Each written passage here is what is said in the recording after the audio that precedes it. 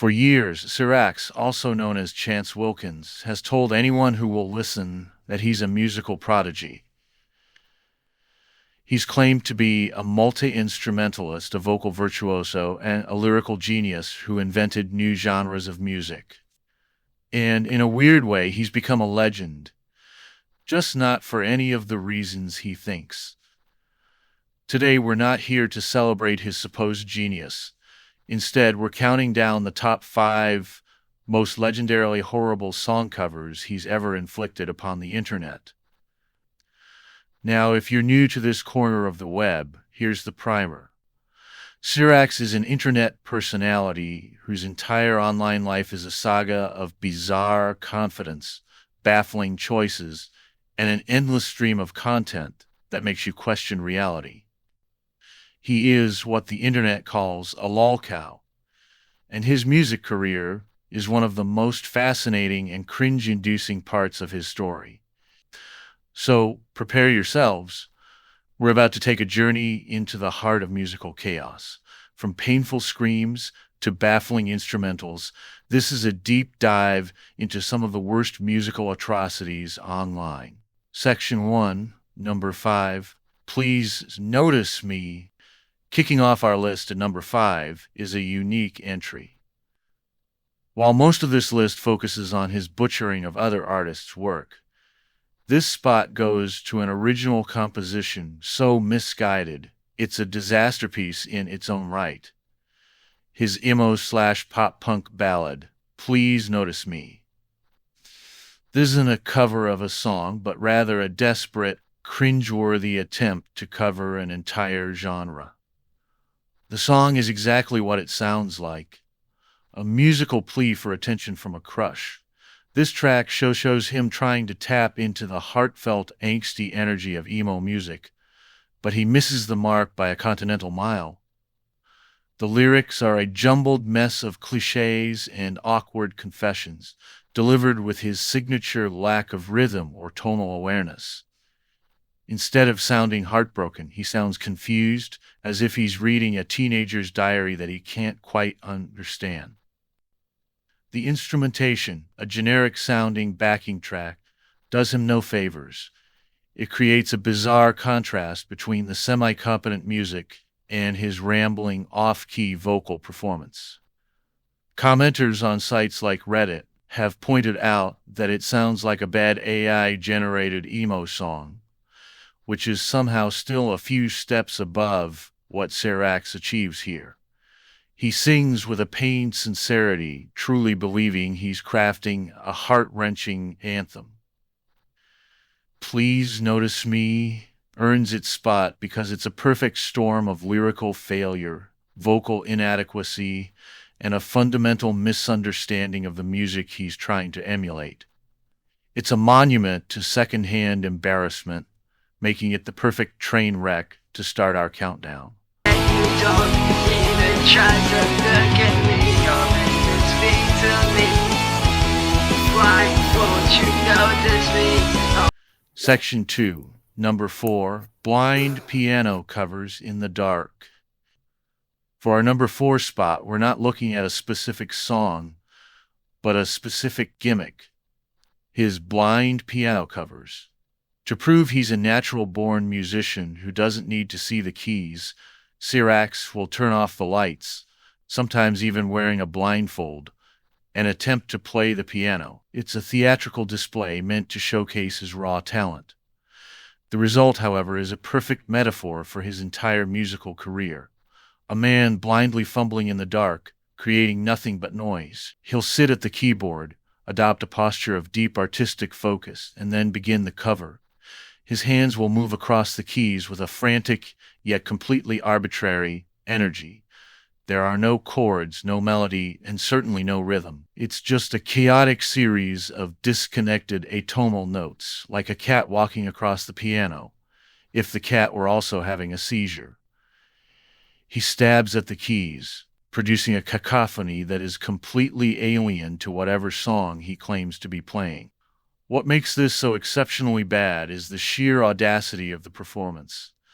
The blindfold isn't a handicap, it's a prop.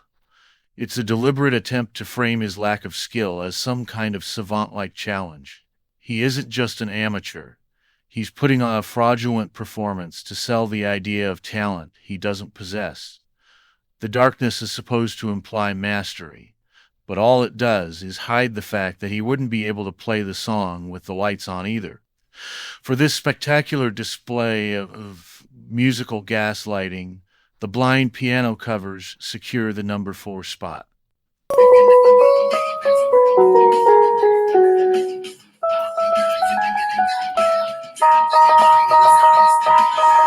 Section 3, number 3, Rise vocal cover. Coming in at number 3 is a performance where Cyraxx attempts to tackle an inspirational anthem and instead creates a monument to failure. We're talking about his vocal cover of Rise. This song is supposed to be about overcoming adversity and finding strength, but in Cyraxx's hands, it becomes an awkward and unintentionally hilarious spectacle. The song choice itself is a setup for disaster. Anthems like Rise require powerful, controlled vocals to deliver their uplifting message. Cyraxx predictably brings the exact opposite. His delivery is defined by a complete lack of control. He mistakes shouting for passion, screeching the lyrics in a strained, cracking voice that sounds genuinely painful. The pitch wanders all over the place, turning what should be a soaring chorus into a melodic nosedive. What makes this cover so uniquely bad is the profound tonal disconnect. He's trying to channel a message of triumph and power, but his thin, wheezing delivery strips the song of any and all inspirational feeling. Instead of feeling empowered, you just feel a deep sense of secondhand embarrassment. He thinks he's delivering a powerful emotional performance, but the result is so technically bankrupt that it becomes emotionally hollow.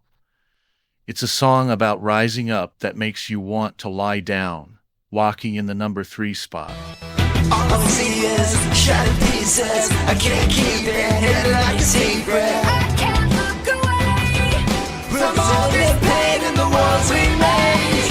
Every day you need a bulletproof vest. Save yourself from what you could never guess. Am I safe today? When I step outside and the wars we wage, our future's here and now. Section 4, number 2, Given Up, Linkin Park. We're getting close to the peak of this mountain of misery. And at number 2, we have a cover so awful it's been called the work of the worst singer-screamer ever. We are, of course, talking about his vocal cover of Linkin Park's Given Up. This isn't just a bad cover. It's a 17-second scream into the void that has become a cornerstone of Cyraxx cringe compilations. Linkin Park holds a special place in the Cyraxx mythos. He seems to see himself as an heir to Chester Bennington's legacy.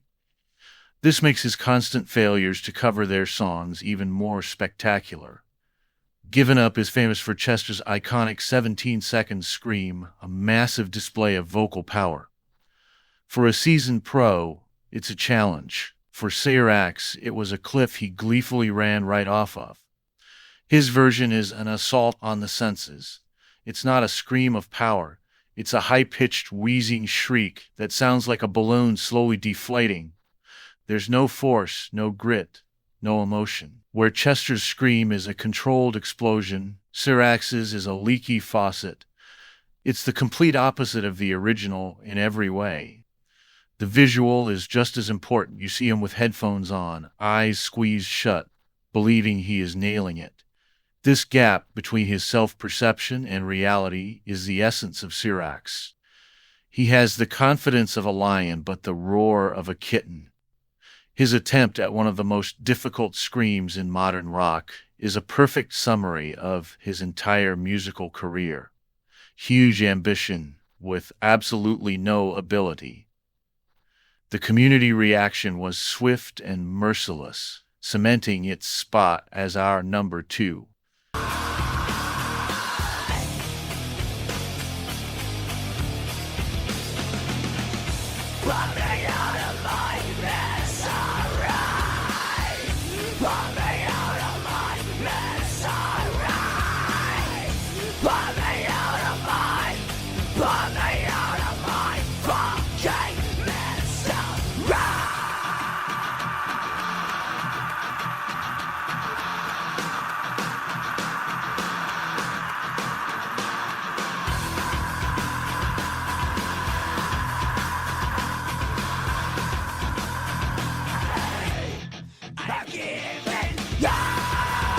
Section 5, The Sound of Silence.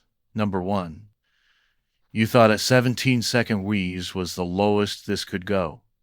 You haven't heard anything yet. We've gone through atonal a cappellas, fake instrumentals, misplaced anthems, and a scream that defied physics in all the wrong ways. But one performance stands alone, a cover so notoriously awful that it has become the stuff internet legend. The number one worst Cyraxx song cover of all time is, without a doubt, his vocal cover of The Sound of Silence. This is his magnum opus of terrible, whether it's the Simon and Garfunkel original or the bombastic Disturbed version. The Sound of Silence is a song defined by its haunting atmosphere and profound lyrics. It requires a vocalist with subtlety, control, and emotional weight. Cyraxx, predictably, possesses none of these.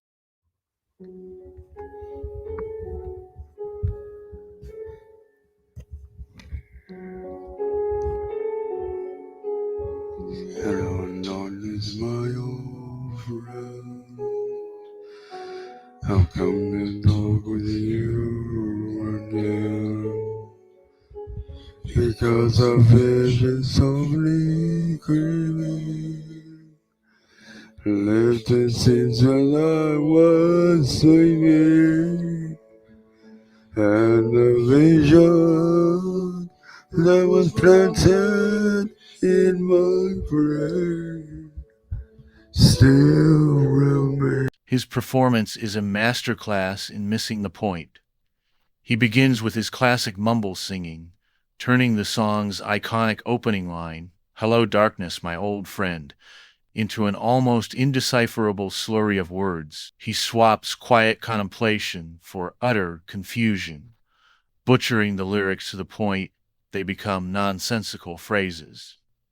Instead of walking on narrow streets of cobblestone, he sings about romance within the sound of silence and raison and cobblestone. But the true travesty happens as the song builds. Where a great vocalist would inject power and passion, Cyraxx just gets louder and more strained. Oh, silence, and in the naked light I saw 10,000 people, maybe more. His voice cracking under the pressure. He mistakes shouting for emotion, turning the song's powerful crescendo into an agonizing, off-key yell. There's no catharsis, just pain for both him and the listener. One viewer described it as sounding like a strangled cat. This cover is the perfect storm of everything that makes his music a disaster, a complete misunderstanding of the source material. Was I do not know? Silence like a cancer grows. Hear my words and I'm behind. A total lack of technical skill and an unshakable, tragically misplaced confidence. It's awful. It's horrible. It's a musical war crime.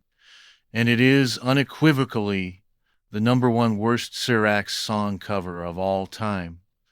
So there you have it. From his a cappella failures to his fraudulent instrumentals, from the pathetic wheeze of Given Up to the soul-crushing caterwauling of The Sound of Silence, we've witnessed a masterclass in musical failure. His musical journey so endlessly fascinating. In a way, He's achieved his goal of becoming infamous through his music, just not how he intended. These covers aren't just bad songs. They are digital artifacts of one of the internet's most enduring and perplexing personalities. But that's just my list. Which cover do you think is the absolute worst? Did I miss a hidden gem of awfulness? Let me know in the comments below, and if you want more deep dives into internet cringe, make sure to subscribe. She didn't have to cut